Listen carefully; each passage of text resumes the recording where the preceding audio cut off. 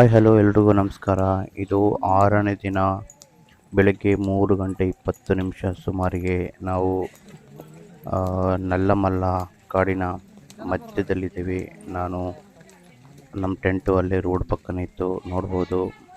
ಪಾದಯಾತ್ರಿಗಳು ಪಾದಯಾತ್ರೆ ಮಾಡ್ತಾನೆ ಇದ್ದಾರೆ. ಕಾಡಲ್ಲಿ ನೈಟ್ ನಡಿಬೇಕಾದ್ರೆ ಸ್ವಲ್ಪ ಸೆಕೆ ಇತ್ತು.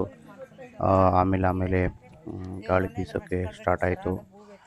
ನಾನು ಎದ್ಬಿಟ್ಟು ಸಿಗ್ನಲ್ ಬರುತ್ತಾ ಇಲ್ಲ ಅಂತ ಚೆಕ್ ಮಾಡಿಕೊಂಡೆ. ಅಲ್ಲಿ ಕತ್ತಲು ಅಂದರೆ ದಟ್ಟ ಕತ್ತಲು, ಏನು ಕಾಣಿಸ್ತಿರಲಿಲ್ಲ.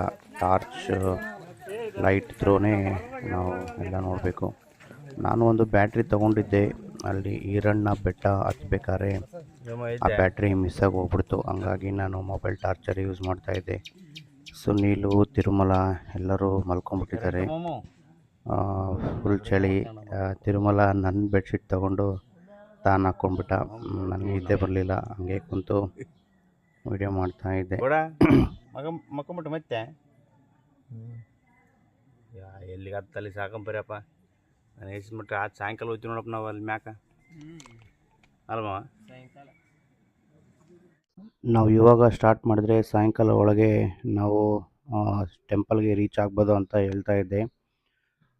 ನಿನ್ನೆ ಅಂದರೆ 5ನೇ ದಿನ ನಾವು ಆತ್ಮಕೂರಿಂದ ಪಾದಯಾತ್ರೆ ಮಧ್ಯಾಹ್ನ ಸ್ಟಾರ್ಟ್ ಮಾಡಿ ವೆಂಕಟಾಪುರಕ್ಕೆ ಬಂದು ಅಲ್ಲಿಂದ ಆಂಜನೇಯ ಸ್ವಾಮಿ ಟೆಂಪಲ್ಲು, ಅಲ್ಲಿಂದ ಈರಣ್ಣ ಟೆಂಪಲ್ಲು ಅಂದರೆ ನಲ್ಲಮಲ್ಲ ಫಾರೆಸ್ಟ್ ಒಳಗೆ ಎಂಟ್ರಿ ಕೊಟ್ಟು ಈರಣ್ಣ ಟೆಂಪಲ್ ಅಲ್ಲಿ ಇಂದ ಮತ್ತೆ ನಾವು ಒಂದು 7 ಕಿಲೋಮೀಟರ್ ಬಂದಿದ್ದೀವಿ.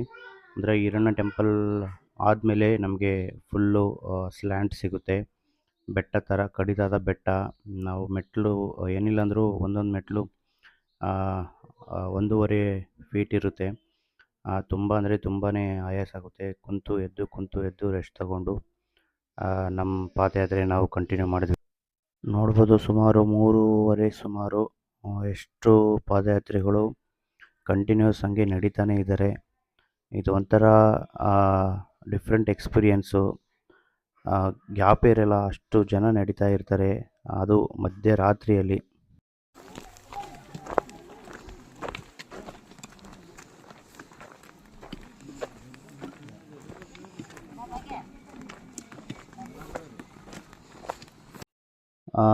ದಾರಿಯಲ್ಲಿ ಅಲ್ಲಲ್ಲಿ ಸ್ಟಾಲ್ ಹಾಕಿದ್ರು. ವಾಟರ್ ಬಾಟಲು, ಟೀ ಎಲ್ಲನೂ ಅವೈಲೇಬಲ್ ಇರುತ್ತೆ. ಕೆಲವೊಂದು ಪಾದಯಾತ್ರಿಗಳು ಅಲ್ಲೇ ಲೈಟ್ ಅವೈಲೇಬಲ್ ಇರೋದ್ರಿಂದ ಅಲ್ಲೇ ಮಲ್ಕೊಂಡಿದ್ರು, ನೋಡ್ಬೋದು. ಅಲ್ಲಲ್ಲೇ ಮಲಗಿ ರೆಸ್ಟ್ ತೊಗೊತಾ ಇದ್ದಾರೆ.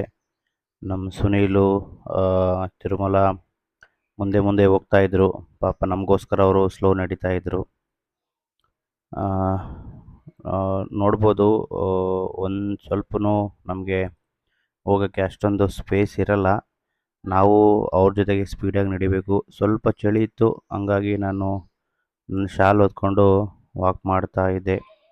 ಇದೊಂಥರ ಡಿಫ್ರೆಂಟ್ ಎಕ್ಸ್ಪೀರಿಯೆನ್ಸು. ಚಳಿ, ಸೆಕೆ, ಮಳೆ ಎಲ್ಲ ಒಂದೇ ಥರ ನಮಗೆ ಸಿಗ್ಬೋದು. ಕಾಡಲ್ಲಿ ನಡಿಬೇಕಾದ್ರೆ ಅಷ್ಟೊಂದು ನಾವು ಕಮ್ಯುನಿಕೇಷನ್ ಮಾಡೋಕ್ಕಾಗಲ್ಲ. ಒಂದೇ ಒಂದು ಕಾನ್ಸಂಟ್ರೇಷನ್ನು, ನಡಿಬೇಕು ಅಂತ ಹೆಜ್ಜೆ ನೋಡ್ಕೊಂಡು ನಡಿಬೇಕು. ನಾವು ಸ್ವಲ್ಪ ದೂರ ಅಂದರೆ 1 ಕಿಲೋಮೀಟ್ರ್ 2 ಕಿಲೋಮೀಟ್ರ್ ಹೋಗಿ ಕುಂತು ರೆಸ್ಟ್ ತಗೊಂಡು ನೀರೆಲ್ಲ ಕುಡ್ಕೊಂಡು ಮತ್ತೆ ಎದ್ದು ಹಾಗೆ ಹೋಗ್ತಾ ಇದ್ವಿ.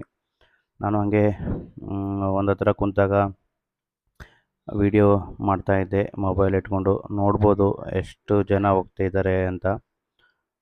ಈ ಒಂದು ಯುಗಾದಿ ಒಂದು 15 ದಿನ ಇರಲಿಕ್ಕೆ ಪಾದಯಾತ್ರಿಗಳು ಪಾದಯಾತ್ರೆ ಸ್ಟಾರ್ಟ್ ಮಾಡಿ ಯುಗಾದಿ ಹತ್ತತ್ರ ಬರಬೇಕಾದ್ರೆ, ಅಂದರೆ ಇನ್ನು 4-5 ದಿನ ಇರಬೇಕಾದ್ರೇ ಪಾದಯಾತ್ರಿಗಳು ದೇವಸ್ಥಾನಕ್ಕೆ ಹೋಗಿ ದರ್ಶನ ತಗೋತಾರೆ. ಹಂಗಾಗಿ ಈ ಒಂದು 15 ದಿನ, 15 ಇಲ್ಲಾಂದರೆ ಒಂದು 8ರಿಂದ 9 ದಿನ ತುಂಬಾ ರಶ್ ಇರುತ್ತೆ ಈ ನಲ್ಲಮಲ್ಲ ಫಾರೆಸ್ಟಲ್ಲಿ ಪಾದಯಾತ್ರೆ ಮಾಡುವ ದಾರಿ. ನಾವು ಎದ್ಬಿಟ್ಟು ಹಂಗೆ ಮುಂದೆ ಸಾಗೋಣ, ಹಂಗೆ ಮುಂದೆ ಹೋಗೋಣ ಅಂದ್ಕೊಂಡು ಹೋಗಿ ಎಲ್ಲರೂ ಒಟ್ಟಿಗೆ ರೆಸ್ಟ್ ತೊಗೊತಾ ಇದ್ವಿ. ಎಲ್ಲರೂ ಒಟ್ಟಿಗೆ ಎದ್ದು ಮತ್ತೆ ತಿರ್ಗಾ ಪಾದಯಾತ್ರೆನ ಸ್ಟಾರ್ಟ್ ಮಾಡ್ತಾಯಿದ್ವಿ. ನೈಟು ಚಳಿ ಇತ್ತು. ನಾವು ಪಾದಯಾತ್ರೆ ಸ್ಟಾರ್ಟ್ ಮಾಡಿದಾಗ ಹೋಗ್ತಾ ಸೆಕೆ ಸ್ಟಾರ್ಟ್ ಆಯಿತು. ನಾವು ಟೀ ಕುಡಿಯೋಣ ಅಂತ ಒಂದು ಹತ್ರ ನಿಂತ್ಕೊಂಡ್ವಿ.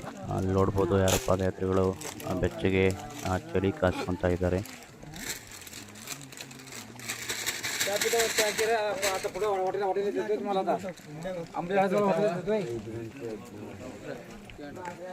ಎಂತನಾ? 10 ರೂಪಾಯಿ ಮಾಮ. ಹಾಂ ತಗ ಟೀ ತಗ.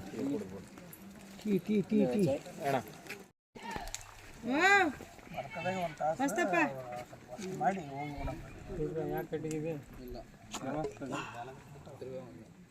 ಚಂದನ ಕಡೆ ಹೇಳ್ಬಿಡ್ತಾನೆ, ಪುಲ್ಲಿದ್ದು ಹೇಳ್ಬಿಡ್ತಾನೆ ಯಾರು ಚಂದನ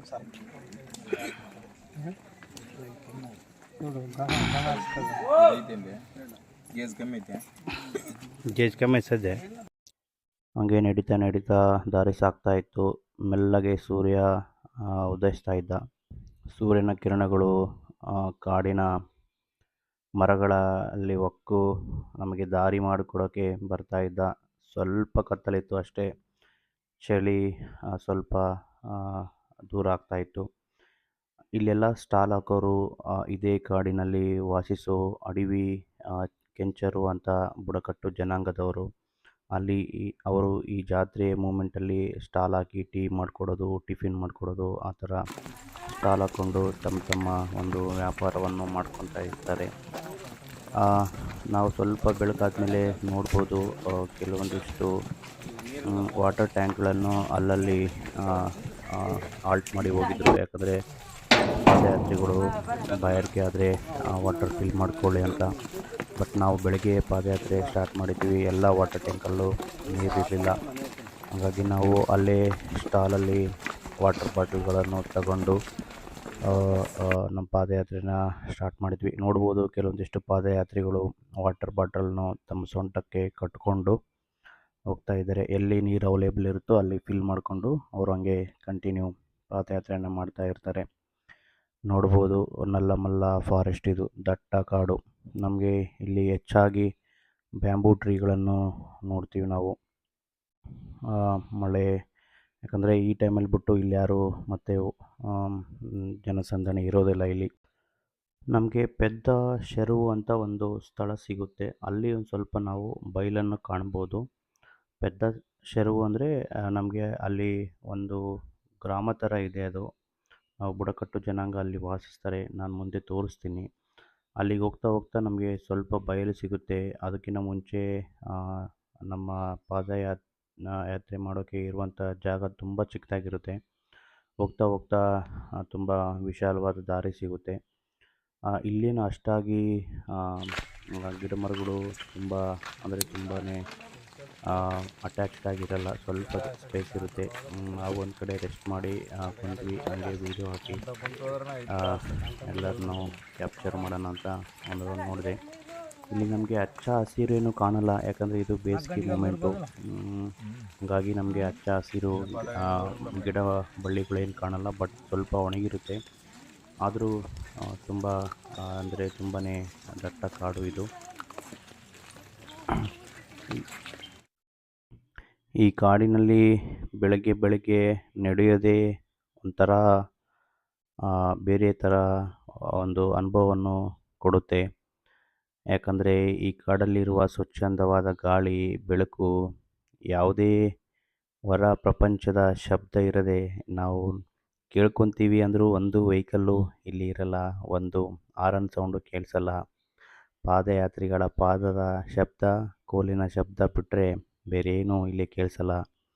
ಕೆಲವೊಂದು ಸರಿ ತುಂಬ ನಿಶ್ಶಬ್ದವಾಗಿ ನಾವು ನಡೀತಾ ಇರ್ತೀವಿ. ಕೆಲವೊಂದು ಸರಿ ಜನರು ಅಲ್ಲಲ್ಲಿ ಕುಂತು ಮಾತಾಡ್ತಾ ಇರ್ತಾರೆ. ಸ್ವಲ್ಪ ದೂರ ಸಾಗಿದ ಮೇಲೆ ಇಲ್ಲಿ ಯಾರೋ ಪಾಲಕ್ ಕೋವಾ ಅಂದರೆ ಹಾಲಿನ ಕೋವಾ ಮತ್ತು ಬ್ರೆಡ್ಡನ್ನು ಮಾರ್ತಾಯಿದ್ರು. ನಮಗೂ ಹೊಟ್ಟೆ ಸ್ವಲ್ಪ ಹಸಿತಾ ಇತ್ತು. ಎಲ್ಲರೂ ಒಂದೊಂದು ತೊಗೊಂಡು ತಿನ್ಕೊಂಡು ಹಂಗೆ ತಗೊಂಡು ಹೋಗ್ತಾ ಇದ್ವಿ.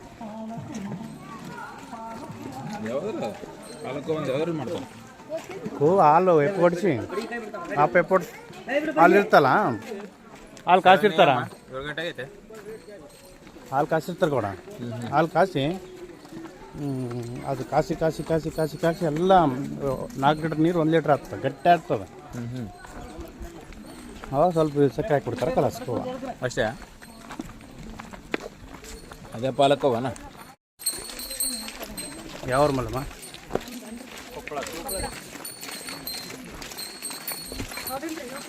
ಹೌದೌದು.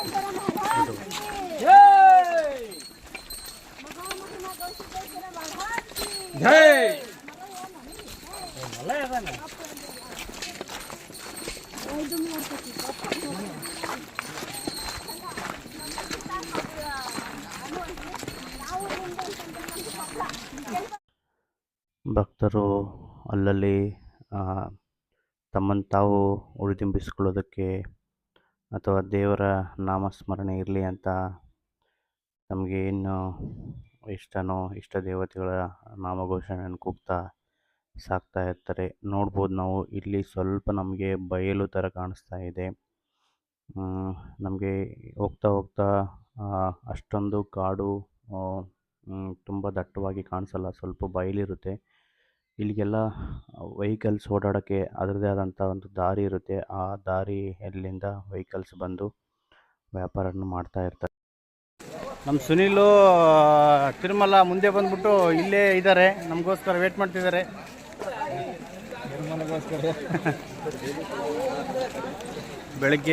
ಬೆಳಗ್ಗೆನೇ ದಾಸೋಹ ಶುರುವಾಗಿದೆ.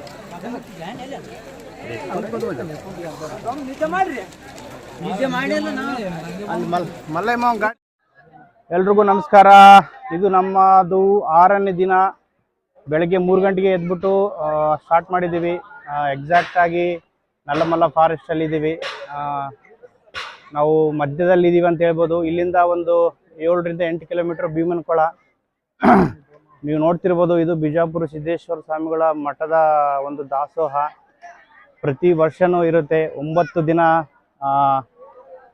24x7 ದಾಸೋಹ ಇರುತ್ತೆ. ನಾವು ಇಲ್ಲಿ ಟಿಫಿನ್ ಮಾಡಲ್ಲ. ಬೆಳಗ್ಗೆ ಅಂದರೆ ಸ್ವಲ್ಪ ಮುಂದ್ಗಡೆ ಹೋಗಿ ಮಾಡೋಣ ಅಂತ. ಸಿದ್ದೇಶ್ವರ ಸ್ವಾಮಿಗಳ ಮಠದ ಒಂದು ದಾಸೋಹ ಇದು. ನಮಸ್ಕಾರ ಮಾಡ್ಕೊಂಬಿಡೋಣ.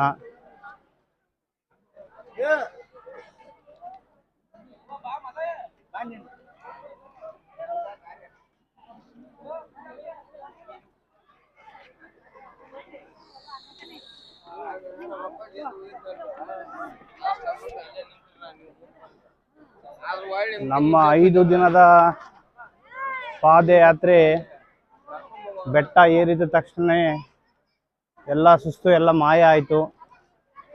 ಇವಾಗ ನಡೀತಾ ಇದ್ದೀವಿ ಈಸಿಯಾಗಿ. ಎಲ್ಲಿಗೆ? ಕೆರೆ ಇದೆಯಂತೆ, ಕೆರೆ ನೋಡಕ್ಕೆ ಹೋಗ್ತಿದ್ದಾರೆ. ನಾವು ಹೋಗಿ ನೋಡ್ಕೊಂಬರೋಣ ಹೆಂಗಿದೆ ಅಂತ. ಗೌಡ, ಏನು ಗೌಡ ಅದು? ಏನ್ರಿ ಸರ್ ಅದ? ಅಲ್ಲೇನೈತೆ? ಕೆರೆನಾ? ಯಾವ ಊರಪ್ಪ ನಿಮ್ದು? ಜಾಗೀರ್ ವೆಂಕಟಾಪುರ. ನಮ್ಮ ಅಳಿಯ ಚೆನ್ನಾಗಿಲ್ಲ ಅಂತಿದ್ದಾನೆ, ಹಂಗೆ ರಿಟರ್ನ್ ಆಗ್ಬಿಡೋಣ.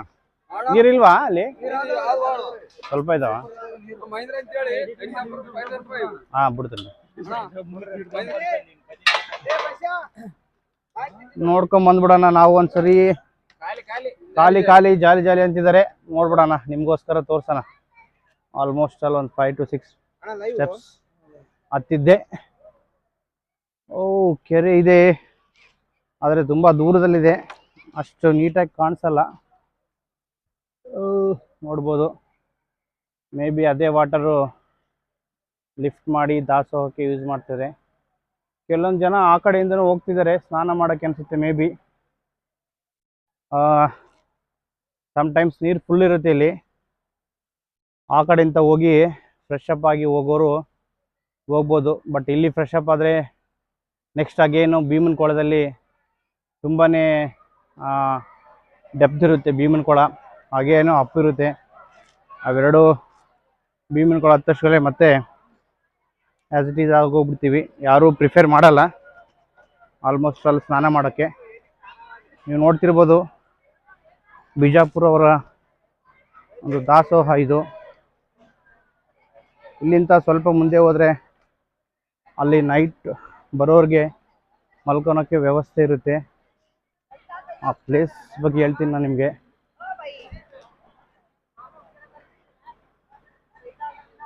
ನಮ್ಮ ಶ್ರೀನಿವಾಸ ಮಾಮು, ಪೇಟಪ್ಪಗೌಡ, ತಿರುಮಲ, ನಮ್ಮ ಮಳಿಯ ಎಲ್ಲರೂ ಇಲ್ಲೇ ಇದ್ದಾರೆ.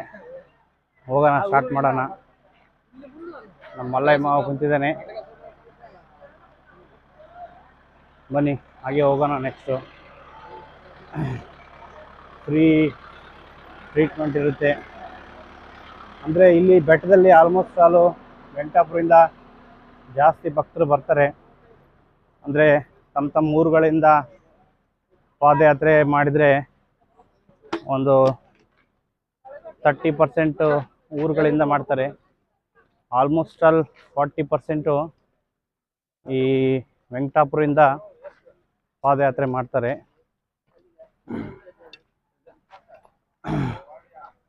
ನೀವೇನು ನೋಡ್ತಿದ್ದೀರಲ್ಲ ಅದೇ ಎಲ್ಲರೂ ನೈಟ್ ಸ್ಟೇ ಆಗ್ತಾರೆ ಇಲ್ಲಿ. ಆಲ್ಮೋಸ್ಟ್ ಆಲು ಇಲ್ಲಿಂದ ಒಂದು 7ರಿಂದ 8 ಕಿಲೋಮೀಟ್ರು ನಾವು ಹಂಗೆ ವಾಕ್ ಮಾಡಿದ್ರೆ ನಮಗೆ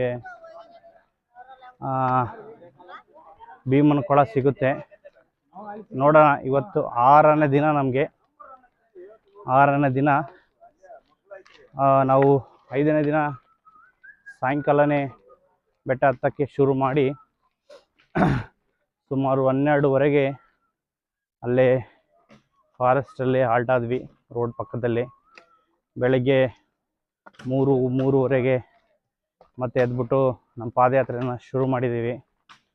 ನೀವು ನೋಡ್ತಿರ್ಬೋದು, ಇಲ್ಲೆಲ್ಲ ಪಾದಯಾತ್ರಿಗಳು ಬಂದು ರಾತ್ರಿ ಮಲ್ಕೊಂಡು ಇಲ್ಲಿಂದ ಮತ್ತೆ ಎದ್ದೋಗಿರ್ತಾರೆ. ಕೆಲವೊಬ್ಬರು ಫುಲ್ ನೈಟ್ ವಾಕ್ ಮಾಡ್ತಾರೆ ವಿತೌಟ್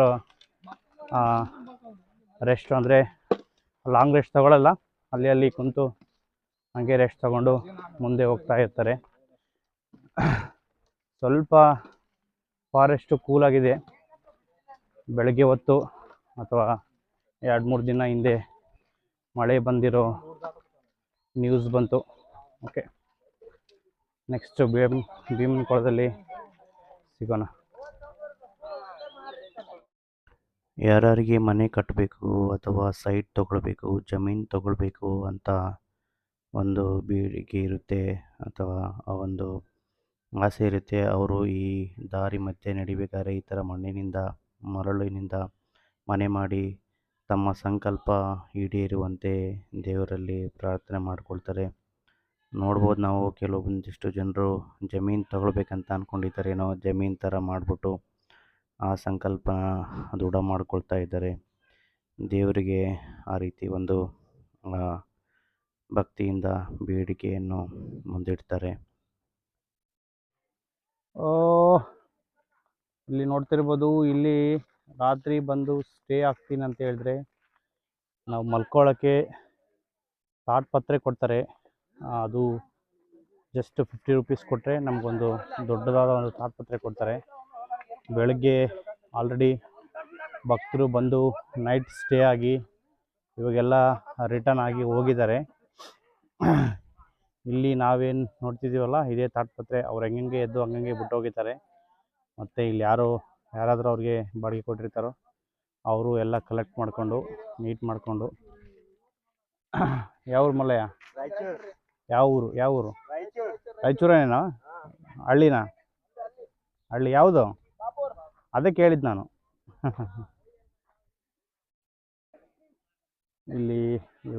ಇಲ್ಲೇ ಫಾರೆಸ್ಟಲ್ಲೇ ಇರ್ತಾರೆ.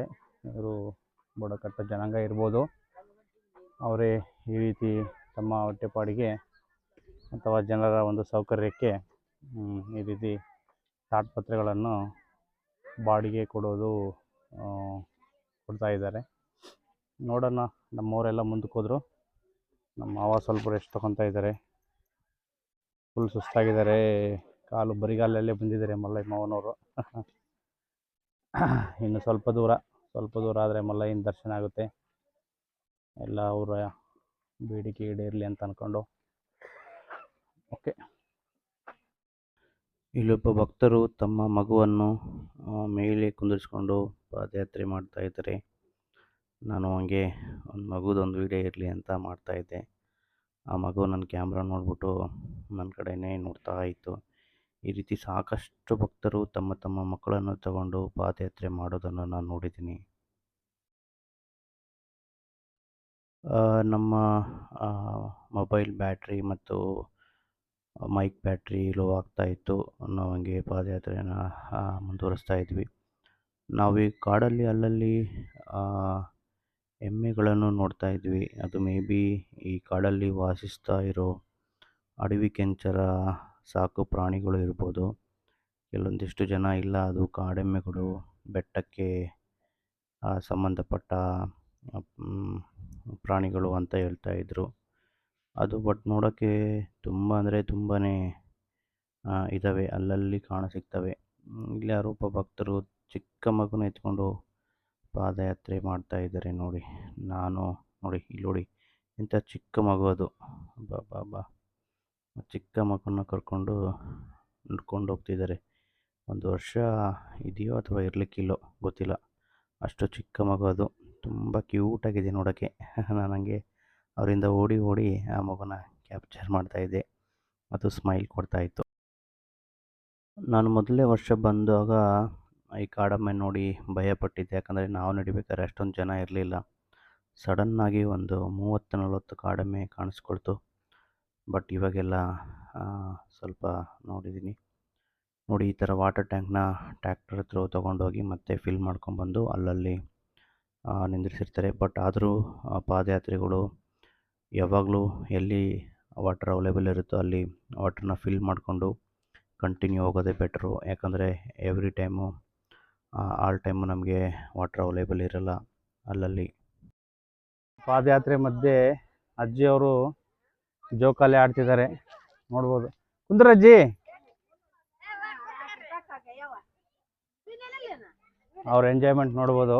ಭಕ್ತಿಯ ಜೊತೆಗೆ ಮನೆಗಡೆಯಿಂದ ಹೊರಗಡೆ ಬಂದಮೇಲೆ ಎಂಜಾಯ್ ಮಾಡ್ತಿದ್ದಾರೆ. ತೂಗ್ರಿ ಅಜ್ಜಿ. Okay thank you.